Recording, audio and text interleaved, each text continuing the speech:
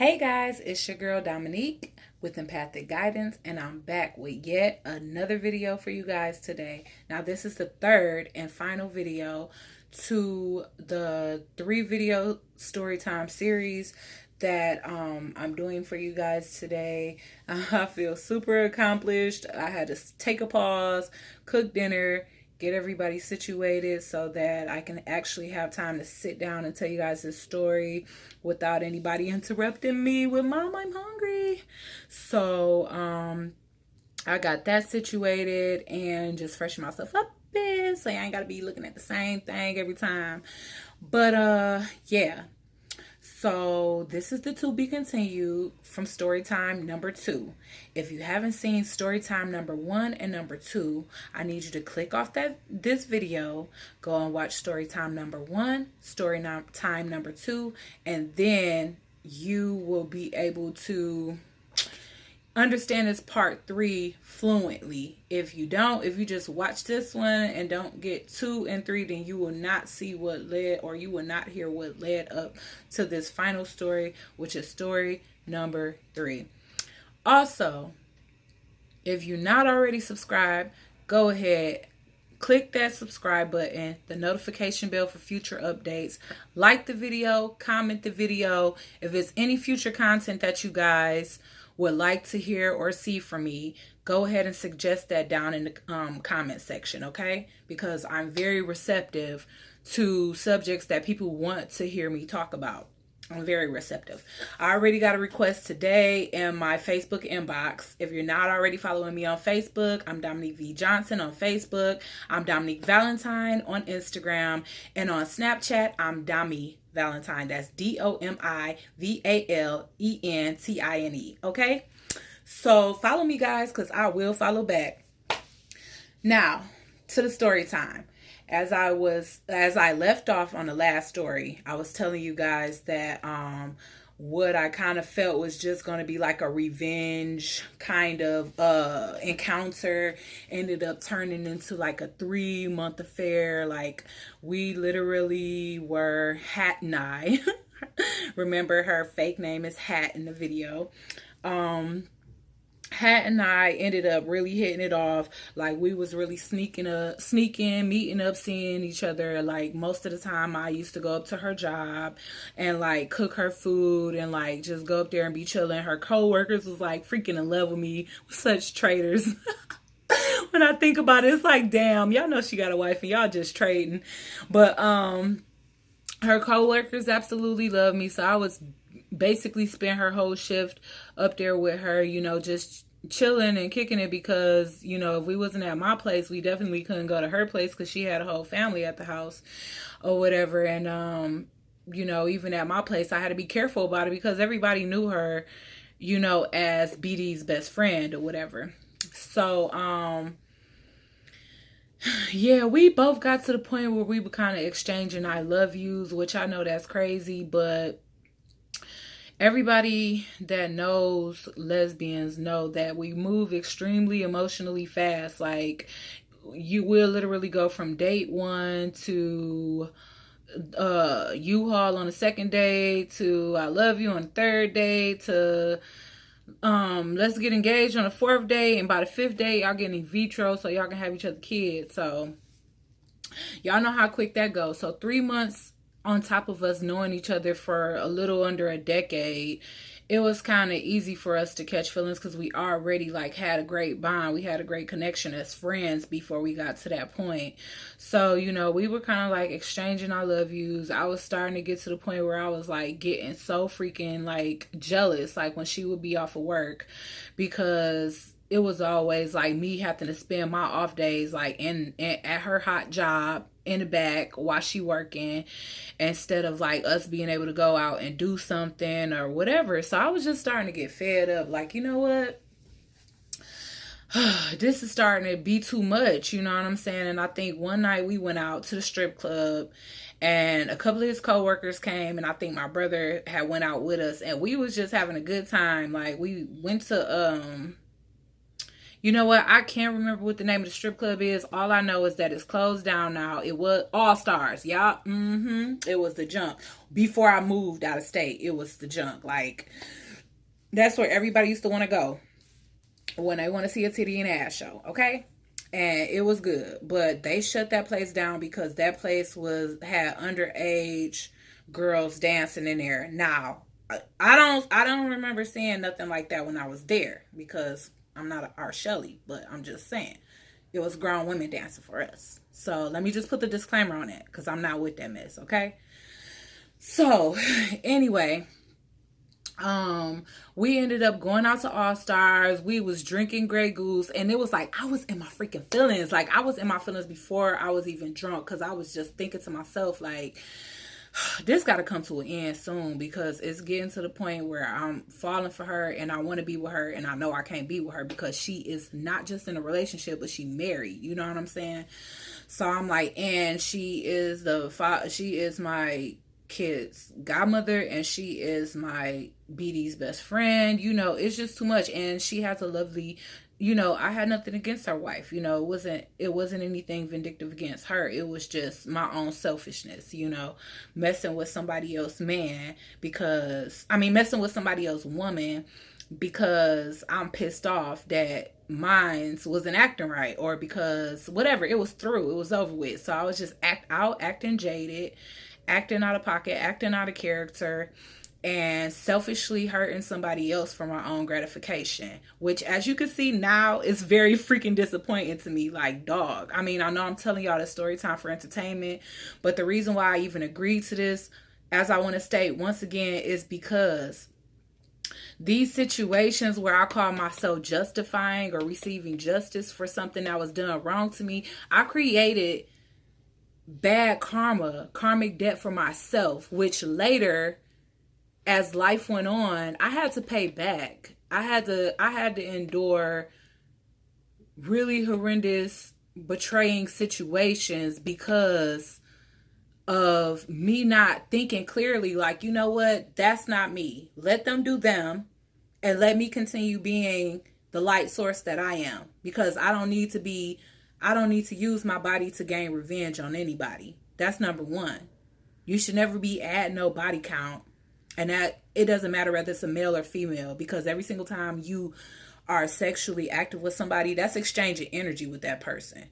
So for one, we all need to start being more choosy who we are physically involved with. That's number one. Number two, let people create their own karma and keep your shit clear. You know what I'm saying? Like, because I had to endure great hardships because of the decisions that I made in order to try to make somebody feel as hurt as I hurt, and they probably never did. You feel me? So I just want to make that a point, that it is the reason why I'm putting this content on empathic guidance, because I know that this is supposed to be love and peace and namaste, and you know, y'all seeing like my real and my raw side as if y'all my friends sitting right in front of me and I'm gossiping and all.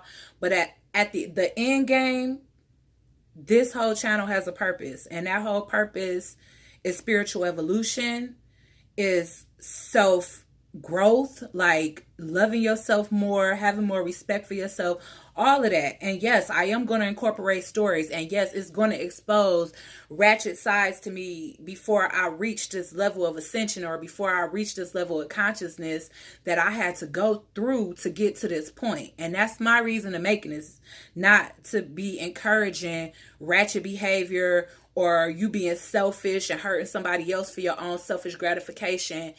I'm totally against that. And it took for me to go throughout life to see it's not worth gaining no revenge on anybody.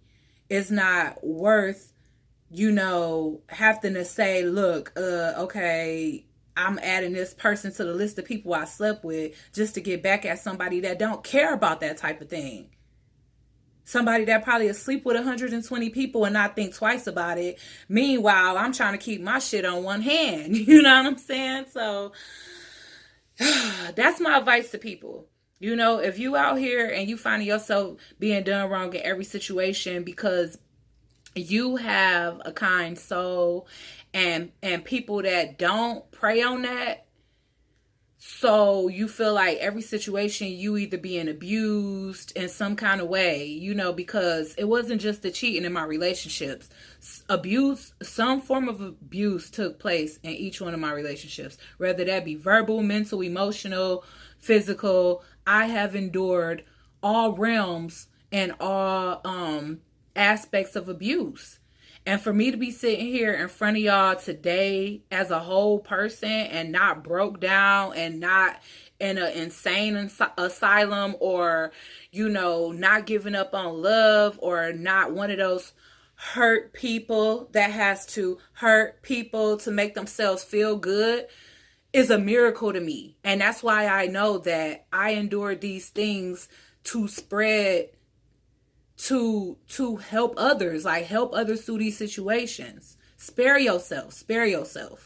Because if I could go back in time and not create that karma for myself, I don't know. You know what I'm saying? Because at the end of the day, I learned great lessons from the karma that I've experienced. And sometimes your karma isn't even created in this lifetime. A lot of stuff that we find going wrong in our life constantly can be karma from a past life. And some people gonna believe in that and some people don't. I truly do. And that's my belief. If you don't believe that, that's fine. Because I'm also totally okay with people's choice to believe what they want to believe. But I truly believe that there is such thing as past lives. And I do believe that we accumulate karma in those past lives too, that we have to pay back here. So even if you walk on eggshells your whole entire life, it doesn't mean that your life gonna be perfect. Things may happen because lessons have to be learned regardless to what. And the moment you take that why is this happening to me out of the equation and turn that into a what is this trying to teach me, then you'll have a whole new outlook on life. Because the minute I start looking at things like that, I let go of a lot of hatred. I let go of a lot of animosity that I have for people that hurt me. You know what I'm saying? I let go of that victim mentality. I let go of that vindictive mindset of feeling like if somebody do me wrong, I gotta one up them. I gotta hurt them 10 times worse. You not gonna come into my life and cause chaos. You come into my life and cause a rainstorm, I'm gonna come into your life and cause a hurricane. Like, that was my whole outlook on life. Like, I'm not gonna walk away from the situation the most played. And I caused people a great deal of pain like that. And I broke up a friendship like that. You know what I'm saying? And that's not cool. And that's not me. And, you reacting to somebody else's jacked up behavior, stepping out of character, not even being yourself, just to hurt somebody that don't even give a damn about you enough to not hurt you. It's not, it's not smart. So yeah, even though some karma we can't avoid the karma that you can. If you can just be the bigger person and the situations that you actually do have the willpower to be a bigger person, that'll make for a better outlook on your life, or that'll make for a better outcome on your life. So back to the story. This particular night, I was in my feelings. So I poured me a cup of Grey Goose, probably like this much pineapple juice. It wasn't really nothing in that cup but alcohol. And I put a straw in it and I sucked that junk down. So by the time, and this was the pregame. So by the time we got to the strip club, I was extremely intoxicated. I couldn't do nothing but giggle and giggle and giggle. Then we got more drinks and then we was smoking. It was just a lot going on.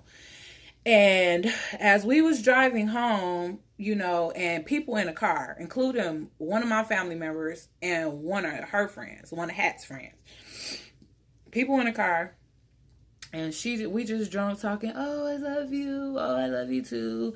Driving fast, down the freeway or however we was driving, just giggling, drunk, and just talking out the side of our neck. And she was like, but this the thing. She told me she loved me. I said, I love you too.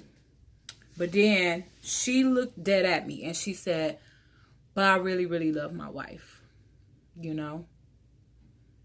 Like, I wish that this could have maybe happened before I met her or whatever. I've been loving you, like, since the first time that we did something when we was 14 years old. And I had to sit back and watch somebody do you wrong. And I had to choose to be quiet because that's supposed to be my best friend. And by the way, she told me everything he did behind my back while we was messing around. So I knew why she was, because she didn't want me to go back to him. Like, she wanted to keep me to herself. But at this point in the conversation, what she was trying to do was release me. You know, she was like, she felt it. Like, we starting to feel each other too much. We falling in love with each other. We getting jealous with each other. I just want you to meet somebody else that you can be happy with and be with them. And I was just like, I was stunned. Because even though I was thinking the same thing before we started the night out, like when I like guzzled that whole thing, that whole cup of Grey Goose and one goat, I was thinking the same thing, like, this probably gonna be one of the last times I go out with her. You know what I'm saying? Because I need to break this off because I'm getting feelings for her. You know what I'm saying? I want to light the incense, y'all. Sorry. I mean, I'm not in my feelings, but reminiscing is kind of making me revisit. You know what I'm saying? Oh, boy. Oh, my God. I'm better be lucky that I ain't come down. This incense about to smell so good, y'all. Y'all just don't know. Whew. Oh, boy. I'm tensing up in my back. But anyways, yeah, she pretty much was trying to break it off of me, and she was letting me know, like, you know what, if you meet somebody, just be with them. You know, don't deprive yourself of meeting somebody new because you want to be with me because I'm married. I already got somebody. It's nothing I can do about this. Talk about the time to the what she say, the statutory whatever the time limit to get it annulled had already passed. And I think it had passed like right before we started messing around. So I'm like, I can't even believe that you would think about getting your marriage annulled, because it's not like we can do anything. And I had to think about it. Even though I felt kind of salty, I also was thinking to myself, we could never be together out in the public anyway. Like, I have kids by your best friend. Like, I guess it wouldn't even matter if you was not married, because literally it's wrong from both ends, not just mine. So, man, what happened after that? So literally, like I said, it was like so many lesbians at my job. And I had like a slight weight crush on one, but she was like so stupid. Like, I was just used to hear her coming in to work. Like, she was really cute, but she was just so dumb. Like, she would come to work just talking about her sexual encounters with other girls and telling us how they specific body parts look. And I just didn't like that. I'm like, you childish. Like, so even though she was cute, it was like I just wasn't interested in her in that way. So me and her became platonic friends or whatever. And one day I went to work and I was like, who is that? Because it was a girl with her. Oh my God. But anyways, it was a girl with her that was just so cute to me. Like, it was a love. It was a love at first sight, y'all. I'm telling y'all. I still think that to this day, because how so much time has passed, but I fell in love with this woman at first sight, for real. And I'm just like, I'm gonna call my friend that was too childish to date Cleo, because she kind of reminded me of Cleo off of Set It Off or whatever, because she was like one of them. Come on, dog, for real. I'm sorry, y'all. This incense going way too hard. Like, I just lit a whole bundle of sage. Good grief. But yeah, so I'm like, Cleo, who is it?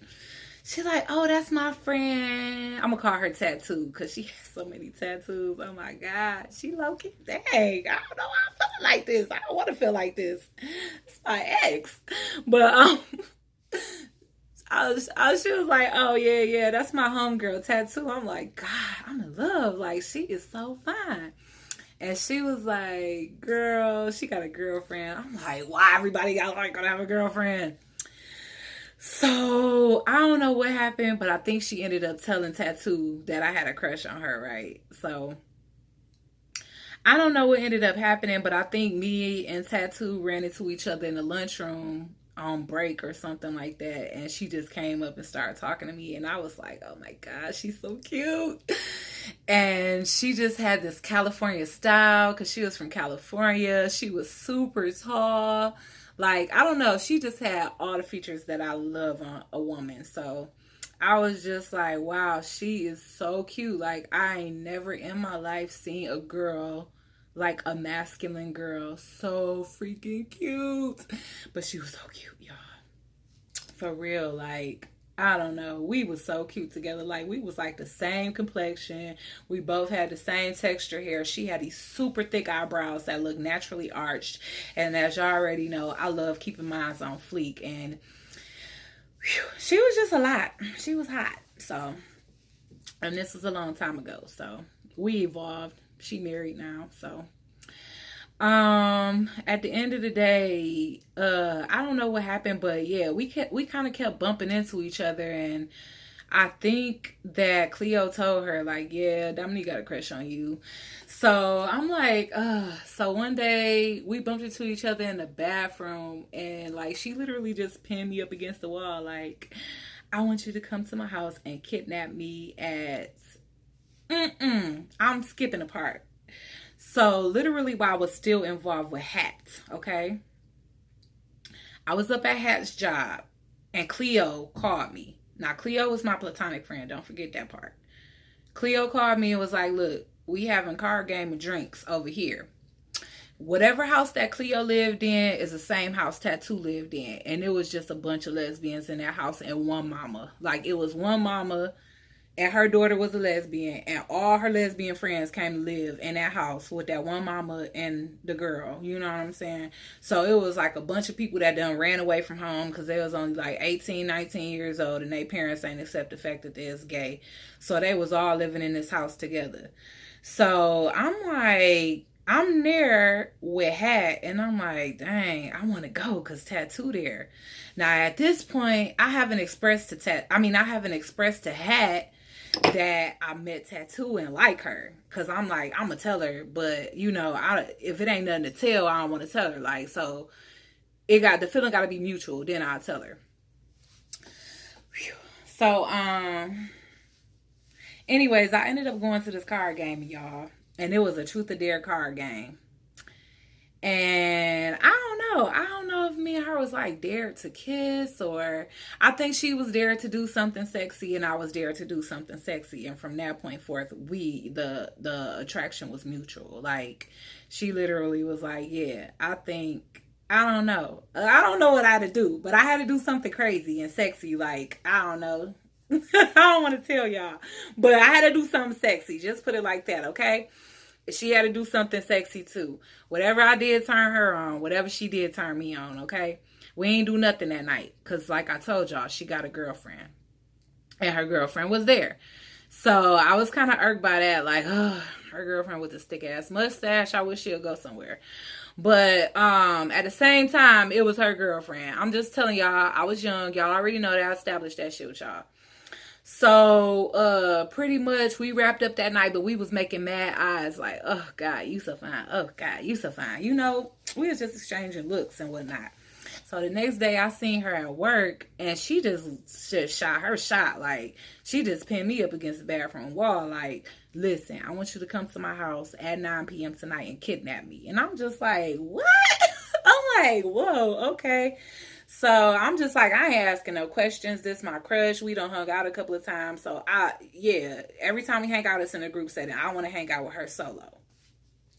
So I ain't gonna lie. Like, y'all already know I was 23. She is 19. So I was already plotting on her. Like, I already had candles lit, incense lit. You know what I'm saying? Like, everything. I just had the ambiance ready because I'm like, I don't know what I'm kidnapping you for unless we about to do something. So literally, you know, it went down or whatever that night. And I just was like, wow. I don't know. She spent the night. We was just like inseparable. Like from that moment, we never spent the day apart. Like she was with me every single day. We was like, I don't know. I think we both stopped working at that job and started working somewhere else. But we was together every single day. I know her girlfriend was like, I don't know where Tattoo been, but I think I met her like December the 7th. Christmas time, she didn't even spend with her girlfriend. She spent with me and my kids. And she was spending time with my kids and everything and me. So it was just a lot. Like we just got close right away. Like again, how people say we spent one day together and we never left each other since. That's how it was. We never left each other from the time we met for 5 years straight. So pretty much I'm like, well, had told me to find somebody. I found somebody. So I'm like, how I'm gonna tell her this now? So instead of me telling her, like, I think I just had her on a screensaver and I just kind of started distancing myself. Like, I stopped trying to go see her on my days off because, of course, I wanted to spend time with Tattoo. You know, just little stuff, you know, because Tattoo really, like, she put in more effort as far as, of course she could, because she was younger and she didn't really care. And the other one was married. So that's a whole nother story. She had a whole family at the crib. While Tattoo was like young, wild, and free. Like, you know what? I don't care. You can drop me off at the house. Don't even drop me off at the corner. And give me a kiss right in front of the house. I don't care if she see you. You know what I'm saying? Like, that's just how much she was just like, I don't care. Ditched her on Christmas. Took me and my kids over to her grandma's house for Christmas. We had a beautiful Christmas together. And I don't know. Like, everything just went so fast. And I think I don't know, I think Hat just popped up. And the thing was, even when Hat would pop up, you would know when she was coming because she had this distinctive signature, like back then we called it knock, okay? So she had this distinctive knock, you know, like basically she had speakers. And so when she'll pull up with her music blasting. And every single time she'll pull up, even if she don't call first, I know it's her because it was like distinctive knock. Like she paid a lot of money for her speaker system. Whew. So I don't know why I'm feeling so much anxiety, dog. But yeah, literally, one day we was just kind of chilling, like we wasn't doing nothing. We was in the room, door closed, but the baby, my son was only one, and she was in the bed. Oh no! Actually, I was in the bed laying down with the baby, and she was in the same room as me, but she was on the computer, like just on the computer. You know what I'm saying? And all of a sudden, oh my God, it was so much. All of a sudden, I hear Hat's knock. Like her speaker system banging before she even gets to my house. I'm like, oh my God, why didn't she call? You know what I'm saying? And I know I was like neglecting our connection. Like I wasn't going to see her. I wasn't cooking her no food. I wasn't really calling her. I barely was texting her. You know what I'm saying? And I think she was like, what's going on? What's happening? But I'm thinking to myself, you told me to find somebody. When somebody tell me to do something, like move on with your life, go ahead, find somebody new. That's exactly what I'm going to do. You feel me? So that's exactly what I did. And, my brother let her in. I'm like, why would you let her in when you know I got somebody here? So, actually, my brother didn't let her in. My brother said she just walked in, which shocked the hell out of me. I'm like, are you kidding me? Why would she just walk in? Or whatever. And next thing I know, them same heavy boots that I hear treading up the steps, I hear treading up the steps to come to my room. And I'm just like, oh my God. Oh my God. So I'm in my room. I'm just like, don't say nothing. Don't say nothing. And I'm just like, I just turned off the light, locked my room door, and she just came knocking on the door.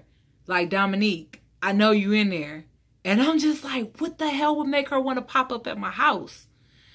And she was just bamming and bamming like, I ain't going nowhere until you open up this door. I knew something was going on, blah, blah, blah, blah. I'm like, why is she acting like we together? We ain't together, you know what I'm saying? So I'm just like, I'm embarrassed because in reality, it's a bad look, period. Because I got a girl in my room, and then the girl that I'm basically having an affair with is on the other side of the door tripping, acting like we really a couple when she got a wife at the house. And then is looking to the new person that I'm trying to be with, that, you know, I'm trying to hide her, you know, and she just like, is it me and you or what? And I mean, really couldn't neither one of them say nothing because they both have somebody. You know what I'm saying? But I'm just like, how did I get caught up in this situation? Oh my God. And I just instantly thought about how men feel. Like, oh my God. Now I see how a man feel when they get caught. Because it was the worst feeling. Like, I feel like I was caught in the Matrix. I ain't gonna lie. Like, I was froze. I couldn't even speak. I couldn't speak up for myself. I ain't know who to go after because obviously I got a long standing history with one of them that I've been knowing for a long time. And then with this one, it was like love at first sight, strong ass connection, together every day from the first day we met, or from the first day that we actually interacted with each other. We never left each other's side. So I'm just like, oh my God. My stomach was hurting. I just wanted to throw up. So I'm just like, man, I'm caught. This messed up. And, you know, like I had been lying and just making it seem like the girl got a crush on me. Like, she liked to be around me, but I was like, you know how dudes do the same things dudes do, I did, you know, and I'm pretty sure other cheating girls be doing, like making it seem like, oh, you know, she need help, like nobody like care about her, so I just be trying to counsel her or whatever. Like, I was literally throwing my new boo under the bus to not admit it to my old boo. And I'm just like, she brought everything up in front of my new boo. In front of Tattoo. Hat brought everything up in front of Tattoo. And I'm just like, really? Really? Now, what if I called your wife? You know what I'm saying? So she was just like, oh, yeah, I know that your family don't love you and that you got to get counsel from her. I know everything about you that's fucked up because she talked so much shit behind your back. And I'm just thinking to myself, I was just making shit up to make you feel better for me spending so much time with somebody else. You know? And like, she seen like a screen save of the girl and she was just mad. So that's why I kind of lied about it. Because at first I was going to tell her the truth. Like, yeah, I'm dating somebody new because you told me to. But when I seen how mad she was, like, who the fuck is this on your screen?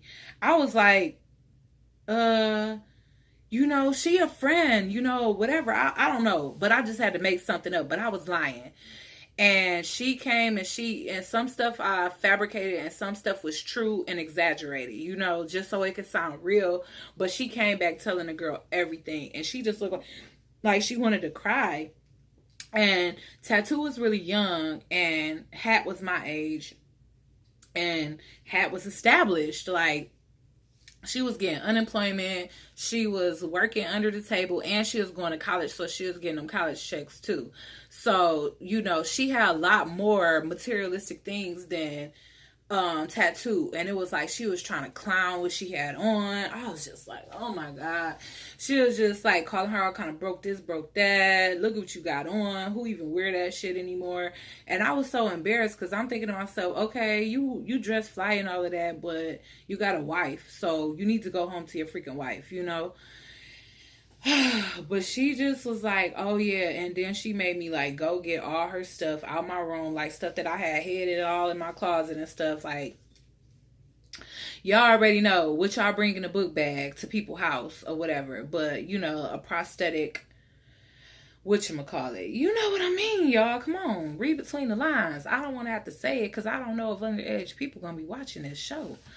But yeah, she was like, yeah, go get my prosthetic and my underwear and this and that out your room. I'm like, oh my God. Now I got to carry her stuff out in my hand in front of my new boo to her. Like, this is embarrassing. Like, it was horrible. And it was like, I was sick. I was sad. I was crying because we had a 10-year standing friendship, you know? So I was sick about it. But, yeah, and I honestly, it wasn't good because I think a couple of times after that. Like, I think we might have went bowling or something, and like I might have dropped the kids off to my kid's father house, and Hat was there because she's his best friend. And she like, oh, and decided to follow me to the bowling alley. And I'm just like, with a girl, like I'm gonna be jealous. I'm like, girl, I'm not jealous. Like, you got a wife, a side piece, and a side piece to a side piece. Like, you just a whole mess. I'm straight, you know. But, you know, so at this point, like, after all the name calling and the fussing and the fighting, I'm like, you know what, I'm good, because she had a lot to say. Like, she was just like, that's why your baby daddy smacked you, just a whole bunch of shit. And I'm just like, we've been friends since 1999. Like, get over it. This was gonna have to end some kind of way, and you married. Like, get out of here with that. So basically, with the new boo, I'm just gonna end the story because it could go on and on with detail, but the whole point of this story time was that I had an affair on my married girlfriend. Like, basically, I was already having an affair, but then another affair within an affair. So that's the type of mess I was getting myself into at 23 years old. And I basically let y'all know the reason why I make this video, and the reason why it's connected to my story as far as evolution goes. So I hope the tea was good, and I hope the lesson in all of this was even better, because I'm gonna wrap it up. You know how movies at the end will tell you shit that happened after the movie was over? Like, oh yeah, such and such did 3 years in jail, such and such spent 25 years with such and such. Well, me and Tattoo move real fast. Like, I got her name tattooed on me like a month after we started dating. Then 2 months after we started dating, we went out of state together. And we did not have the best relationship again because I stole her from somebody. I created more karma for myself on top of the karma of already breaking up a friendship, sleeping with a friend of somebody that I dealt with for 10 years. So, moral of the story, think about your karmic debt before you make decisions, especially when you're making decisions to hurt somebody else with your karma. You know what I'm saying? Don't create karma for yourself trying to hurt somebody that already got karma coming to them for hurting you. Okay? So that was the moral of the story. We going on 40 minutes on this story. I was long-winded, y'all. But this is it. Story time 3 for the day. And so if I take a couple days off trying to think of something new, don't be mad. But oh yeah, Ashley, my sister, she wanted me to do a topic tomorrow. So she wanted me to do a topic on the signs and synchronicities to a spiritual awakening. So I may just do that tomorrow. Love you guys. Later. Mwah.